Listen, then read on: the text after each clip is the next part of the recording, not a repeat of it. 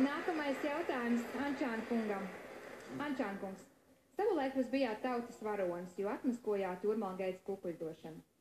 Šī sasaukuma laikā jūs nobalsojāt par mēra Romualda Ražuka atstādināšanu, un tajā pašā laikā kļuvāt par izglītības komitejas vadītāju ar rekordlielu algu šim amatam 1200 latiem mēnesī.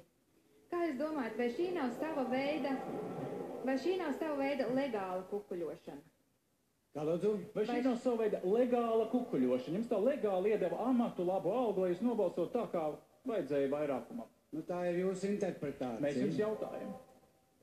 Es atbildu, manā pakļautībā ir 31 iestādi, un es saņemu to atlīdzību, ko es... Vai jūs būtu dabūjuši šo amatu, ja arī būtu balsojis par Ražuka kungu palikšanu amatā? Redziet, ja jūs uzdodiet tādu jautājumu, es jums lūgtu painteresēties, kas bija pie Latvijas valsts graušanas. Tas bija Godmans un Ražuks. Paldies. Ančāna kungs, jautājums bija ļoti konkrēts. Vai jūs nejūtat, ka jums ir samaksāts ar amatu, kuri 1200 latauti par to, lai jūs nobalstot par vienu mēra atstādināšanu? Jūs variet spriest pēc sevis, nevis pēc Godmans maniem. ir vainīgs, kā mēs dzirdējām. Godmans ir vainīgs tajiem tālāk.